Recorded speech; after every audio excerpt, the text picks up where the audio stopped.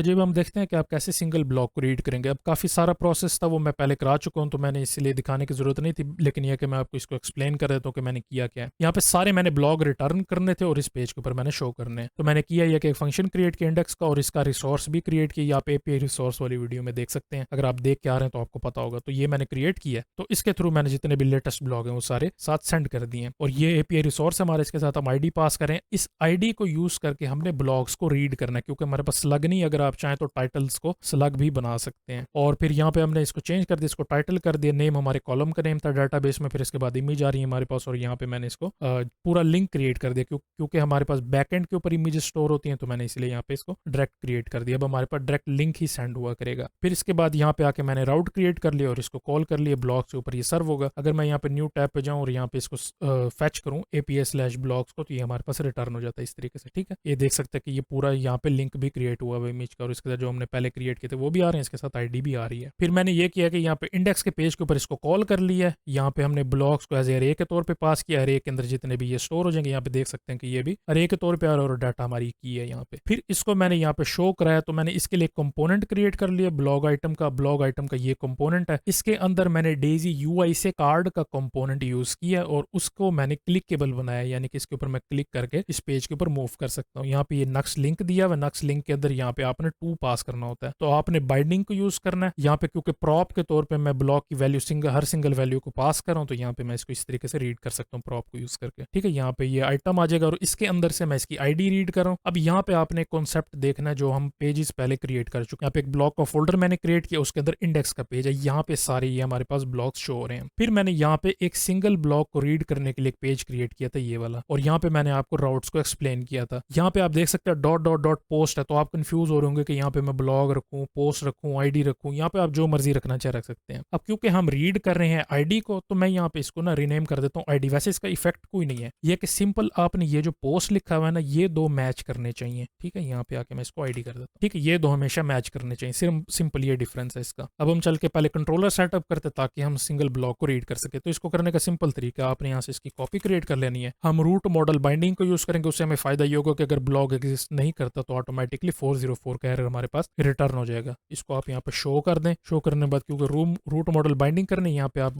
Model का name लिख लें और यहाँ पे वेरिएबल का नेम दे दें। ठीक है, अब आप कंफ्यूज होंगे कि मैंने सिंपल एक ब्लॉक सेंड करना है, तो उसको आपको अरे बनाने की जरूरत नहीं होती। आप सिंपल उसको एज ए सिंगल आइटम के तौर पे भी सेंड कर सकते हैं। इसको आपने ना यहाँ पे आके चेंज कर देना, इसको आपने इस तरीके से करना है। यहाँ से मैं इसको रिमूव कर देता हूँ। यहाँ पे आपने लिखना है न्यू और ब्लॉग रिसोर्स आ जाएगा। इसके अंदर ना आपने डायरेक्ट यहाँ से जो हमारा ब्लॉग रीड होके आएगा इसकी वैल्यू पास कर देंगे। अगर ब्लॉग नहीं होगा तो ऑटोमेटिकली 404 का एरर सेंड हो जाया करेगा, सिंपल। अब हम इसको यहाँ पे कॉल कर लेते हैं। यहाँ से मैं जो इंडेक्स वाला था इसको ही को यहाँ से कॉपी कर देता हूँ। इसका नाम हमने दे देना है शो, और यहाँ पे मैं कह देता हूँ स्लैश फेच स्लैश, यहाँ पे हम देंगे आईडी। अच्छा, अब अगर आप स्लग यूज करें, स्लग का कॉलम, तो आप इस तरीके से दे दें ब्लॉग कॉलन स्लग। अब क्योंकि यहाँ पे आपने स्लग दिया, तो यहाँ पर आपको ना स्लग देने की जरूरत नहीं है, यहाँ पे आपने ब्लॉग देना होता है, जो ये पहले वाला शुरू वाला नेम है। अगर यहाँ पे आप कुछ भी और चेंज करते हैं तो ये आप सेम यहाँ पर पास करेंगे। जैसे मैंने इसको ASAD इस तरीके से अजीब सा कर दिया, तो आपने यहाँ पे ये पास करना है, यहाँ पे सेम इस तरीके से पास करना होगा इसको। ये हमेशा इसके नेम के ऊपर डिपेंड करता है जो आपने यहाँ पे पास किया होगा। अब हमारे पास क्योंकि आईडी है, तो यहाँ पे आप आईडी दे सकते हैं, लेकिन फिर आपको यहाँ पर भी आईडी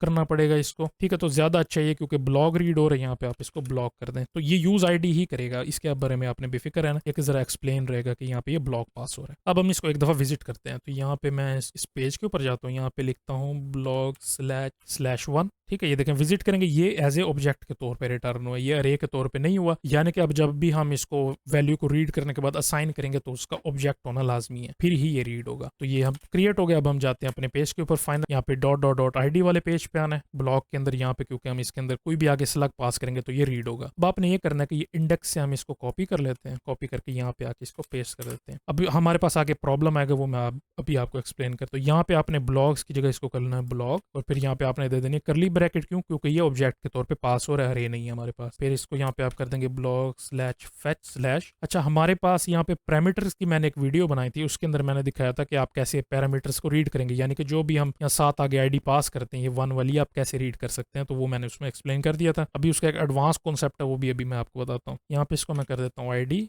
और यहाँ पे id.value, या अगर आप चाहें तो इसको डायरेक्ट इस तरीके से भी असाइन कर सकते हैं, कोई इशू नहीं है इसमें। ठीक है, यहाँ पे डायरेक्ट अब आईडी आपने रीड करनी है, तो यहाँ पे क्योंकि हम बैक टिक यूज करें तो इस तरीके से आप इसको रीड कर सकते हैं। अब आईडी इसके अंदर स्टोर हो जाएगी। अब फाइनल आपने ये करना, जो इसका रिजल्ट होगा वो आपने ब्लॉक के यहाँ पे इसको स्टोर कर देना इस तरीके से। लेकिन अभी हमारे पास एक इशू आएगा, वो इसके नेम की वजह से। अब मैं क्या करता हूँ कि इसको जाके यहाँ पे विजिट करता हूँ, इसको रिफ्रेश करते हैं, तो यहाँ पे देख सकते हैं कि हमें कह रहा है कि यहाँ पे स्लग है यहाँ पर। अब हमने इस स्लग के थ्रू यहाँ पे टाइटल को रीड करना, मैं सारे को रिमूव कर देता हूँ। यहाँ पे लिखते हैं ब्लॉग डॉट टाइटल। क्यों? क्योंकि यहाँ पे आप आके देख सकते हैं कि हमारे पास यहाँ पे टाइटल पास हो रहा है। अब हम इसको यहाँ पे टेस्ट करते हैं, इसको मैं रिफ्रेश करता हूँ, पेज को ब्लॉग्स पे जाता हूँ। अब हम इसके ऊपर क्लिक करते हैं, ये देख सकते हैं कि यहाँ पे हाई लिखा आ गया, हमारा ब्लॉग आ गया। मैं यहाँ पे ना नीचे एक इमेज भी शो कर देता हूँ। मैं यहाँ पे आके इमेज क्रिएट करूंगा। अब क्योंकि हमारे पास कंप्लीट लिंक बना हुआ तो हमें सिर्फ इसको बाइंड करना है, तो ब्लॉग डॉट इमेज यहाँ पे आ जाएगा। इसको सेव करेंगे, ये देख सकते हैं हमारे पास यहाँ पे इमेज भी शो हो गया। ठीक है, तो आपको एक और प्रॉब्लम ये हो सकती है कि आपके पास ये जो डॉट डॉट डॉट इसके साथ लगा है ना, यहाँ पे आपको ना एरर देगा, उसके आगे लिखा होगा ऑब्जेक्ट्स। तो उसका अच्छा तरीका फिक्स करने का ये है कि आप ना यहाँ से डॉट डॉट डॉट रिमूव कर दें। ये मैंने आपको राउट पैरामीटर वाली वीडियो में बताया था कि एडवांस कॉन्सेप्ट था इसका, और उसमें मैंने आपको टिप दी थी कि आप किस तरीके से एक ऐसा इन्फिनिटी वाला बना सकते हैं जिसमें आप जितने मर्जी यहाँ पे वैल्यूज पास करें वो आप रीड कर सकते हैं। यानी कि अगर मैं ये इसको इस तरीके से क्रिएट कर देता हूँ और यहाँ पे आके जितनी मर्जी वैल्यू पास करूँ, ये एक अरे के तौर पे पास होना शुरू हो जाती है।